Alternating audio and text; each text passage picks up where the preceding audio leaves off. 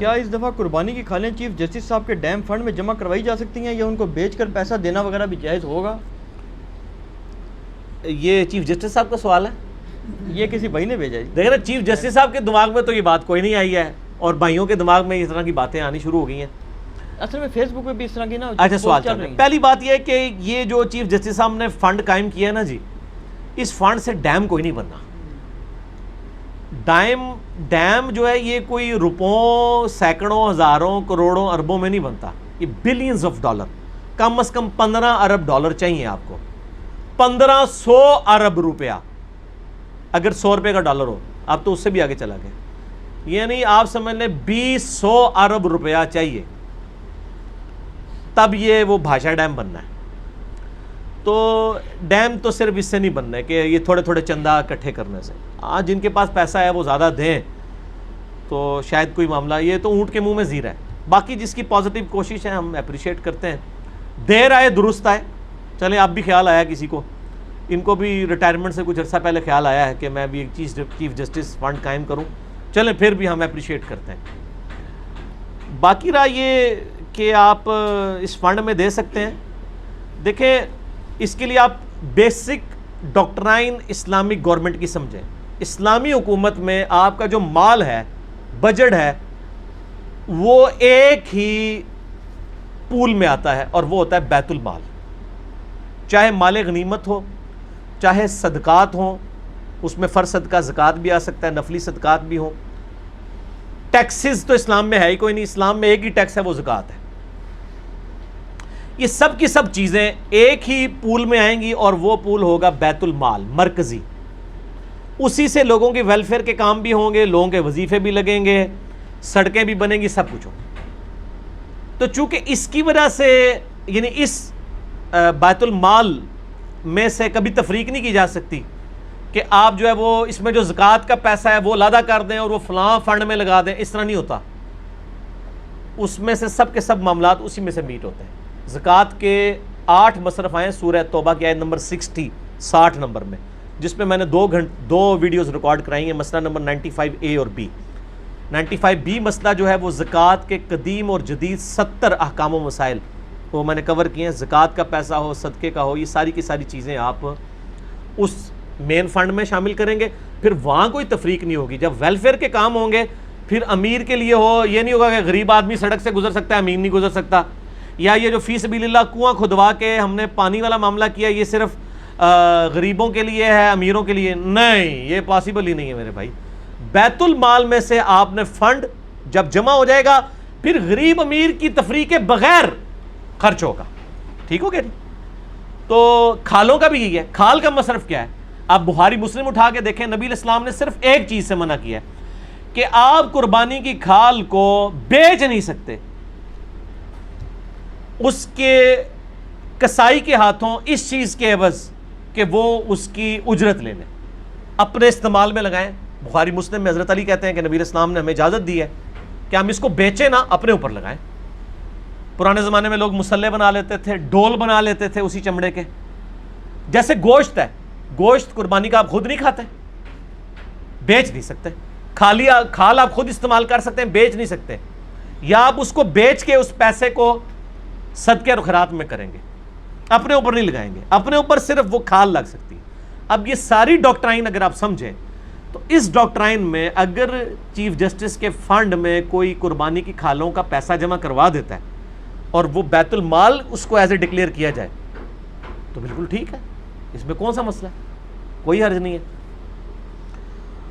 باقی یہ کہنا کہ جی وہ ڈیم جب بنے گا اس سے جو بجلی پیدا ہوگی وہ بیچی جائے گی تو اب آپ زکوٰۃ یا صدقات سے چیزیں جمع کر کے اور بیچنے کا کام نہ کریں، پہلی بات ہے وہ تو انیشیل کاسٹ تو ڈیم بنانے میں ہوگی، بعد میں جو بجلی بیچی جاتی ہے تو وہ ایکسپینسز ہوتے ہیں ٹربائنوں کو مینٹین کرنے کے، وہاں پہ جو ملازمین ہیں وہ رننگ ایکسپینسز ہوتے ہیں، فکسڈ کاسٹ تو آپ سے بار بار نہیں لی جاتی کہ جی آپ بجلی جو آپ کو گورنمنٹ دے رہی ہوتی ہے کیا وہ ڈیم کی کاسٹ اس میں سے نکال رہی ہوتی ہے، ورنہ تو تھوڑے اللہ بندو 1000 روپے کا یونٹ ہو جائے۔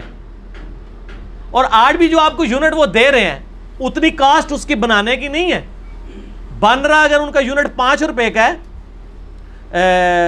بلکہ یہ جو تیل وغیرہ سے بنتا ہے تو 35-40 روپے کا بنتا ہے, آپ کو 10-12 روپے کا دے رہے ہوتے ہیں. گورنمنٹ لاس کے اوپر ہی دے رہی ہوتی ہے. اوور آل ساروں کی اگر آپ یونٹس جمع کریں نا, گورنمنٹ آپ کو جو بجلی بیچ رہی ہے نا اور دے رہی ہے, اس سے زیادہ لاگت گورنمنٹ کی اس کو پیدا کرنے میں. تو وہ تو ویسے ہی صدقہ اور خیرات ہی ہو رہا ہے معاملہ, ٹھیک ہے, ویلفیئر فنڈ میں ہی چل رہا ہے. تو اس طرح یہ جمع کی جا سکتی ہے, اس کے اوپر یہ والی کوئی. اور میں آپ کو بتاؤں, یہ علماء ان چیزوں کے خلاف پتہ کیوں بولتے ہیں؟ چیف جسٹس کے فنڈ کو تو چھوڑ دیں, علماء سے اگر آپ پوچھیں کہ شوکت خانم کو یا عیدی ویلفیئر والوں کو قربانی کی کھالیں دی جا سکتی ہیں, تو آپ کو تو پتہ, انہوں نے تو پورا پرچہ نکالا ہوا ہے کہ حرام ہے, حرام ہے, حرام ہے, نہ زکوٰۃ لگے گی دفعہ. اور یہ تو کہتے ہیں ہمارے علاوہ کسی کو نہیں آپ دے سکتے. تو اگر چیف جسٹس کے فنڈ کی بھی مخالفت کریں گے تو چھوٹی بات ہے. انہوں نے تو شوکت خانم اور عیدی ویلفیئر والوں کے فنڈز کی بھی مخالفت کی ہوئی ہے. جب انہوں نے اتنی بڑی بڑی مخالفتیں کی ہیں تو وہ چھوٹی مخالفت ہے. تو ان کی مخالفت کی کوئی حیثیت نہیں ہے. ان کو کہ پہلے آپ اپنا فنڈ لینا ثابت کریں, ٹھیک ہے. ہمارے نزدیک تو مدرسوں کو فنڈ بھی گورنمنٹ ہی دے, پھر ہی ان سے اپنے چیزیں منوا بھی سکتی ہے, ٹھیک ہے. تو فنڈ دیا جا سکتا ہے, اس میں کوئی حرج نہیں. حلال جانور کی جو کھال ہے نا جی, یہ تو آپ اپنی قربانی والے جانور کی کھال خود بھی یوز کر سکتے ہیں. بخاری مسلم میں حدیث ہے, ڈول بنانے کے لیے, مصلی بنانے کے لیے, جوتیاں بنانے کے لیے, اگر آپ کے پاس کمپیٹنسی ہے. اور آپ کو پتہ ہے کہ بڑی عید کی برکت سے, عید قربان کی برکت سے دنیا کی یعنی چمڑے کی مصنوعات مسلمانوں کی وجہ سے چل رہی ہیں. پاکستان ٹاپ آف لسٹ ہے چمڑا ایکسپورٹ کرنے والے ملکوں میں تھا. اب ہم پہ پابندیاں لگ چکی ہیں اور آپ کو نہیں پتا.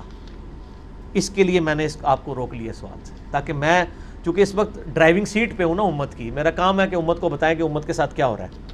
میرے بھائی, آج سے 10 سال پہلے جو چمڑا, گائے کا چمڑا 7,000 روپیہ پاکستان کا بکتا تھا, آج کم از کم اسے 15-20 ہزار کا ہونا چاہیے تھا. لیکن آپ کو پتا ہے وہ کتنے کا بک رہا ہے؟ 500 روپے کا بک رہا ہے وہ چمڑا,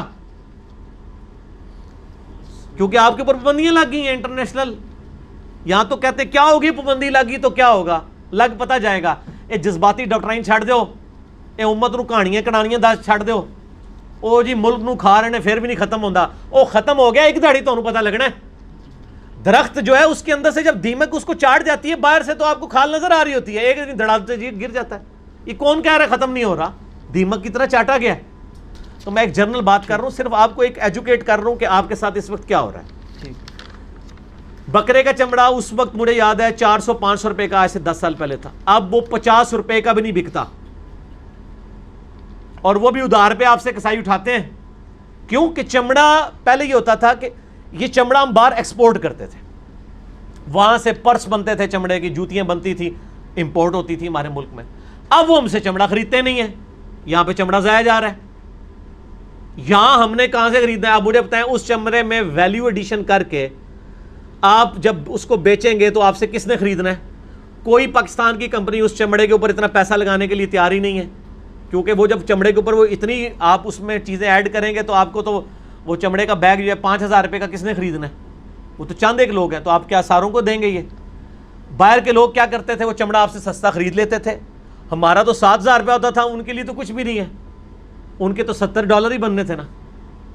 تو وہ آگے ہزاروں ڈالر کماتے تھے. اب وہ آپ سے لے نہیں رہے ہیں, آپ یہاں کچھ کر نہیں سک رہے.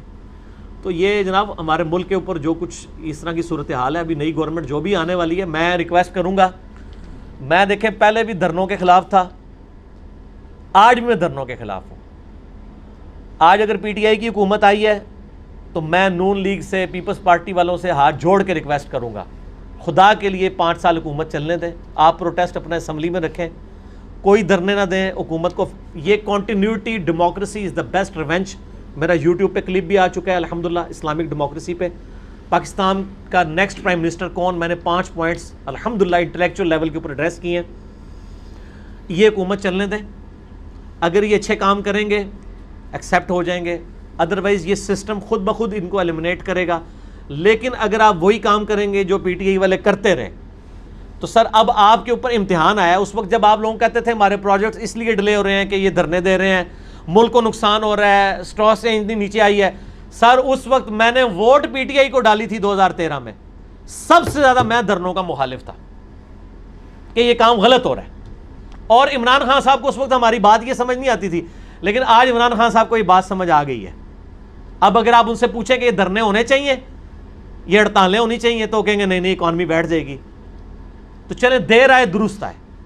ہم آج بھی اسی ڈاکٹرائن پہ ہیں. جس طرح ہم پچھلی گورنمنٹ کے خلاف دھرنوں کے معاملے میں ہم مخالف تھے کہ دھرنے نہ دیں، اس گورنمنٹ کے خلاف بھی جب دھرنے اگر کسی نے دیے خدا نخواستہ، ویسے تو مجھے امید ہے کہ یہ میچور پارٹی ہیں، نون لیگ اور پیپلز پارٹی، اس حوالے سے. باقی جو ان کا کرپشن والا معاملہ ہے میں اس کو نہیں ڈسکس کر رہا. یہ اس چیز کا اعلی کار نہیں بنیں گے انشاءاللہ، مجھے امید ہے. اور اگر بنیں گے تو ہم ان کو بھی سمجھائیں گے کہ اگر آپ نے ملک کے ساتھ دشمنی نہیں کرنی، ملک کو چلنے دینا ہے تو یہ کام کرنے دیں. اور پی ٹی اے والوں کے لیے تو ہم نے ایک ہی کہا کہ آپ نے نام رکھا ہے پاکستان تحریک انصاف. ہم آپ سے صرف ایک چیز مانگتے ہیں کہ آپ انصاف دیں اس نیشن کو، عدلیہ کو آزاد کریں. کوئی مذہبی لیڈر، کوئی سیاسی لیڈر، کوئی فوجی لیڈر، کوئی ایجنسی کا لیڈر عدلیہ سے اوپر نہیں ہونا چاہیے. بس تحریک انصاف ہے، تحریک انصاف بنے. 18 لاکھ کیسز ہماری عدالتوں میں جو پڑے ہوئے ہیں، شام کی شفٹیں بھی لگوائیں، 24 گھنٹے کی ججوں کی شفٹیں لگوائیں اور جج بھرتی کریں. یہ کیسز ختم کریں. سریعام جب لوگوں کو سزائیں ہوں گی، اسلامک ڈیٹرنس ہوگی، آپ دیکھیں کس طرح کرپشن ختم ہوتی ہے. چائنا نے کرپشن اسی طریقے سے ختم کی ہے.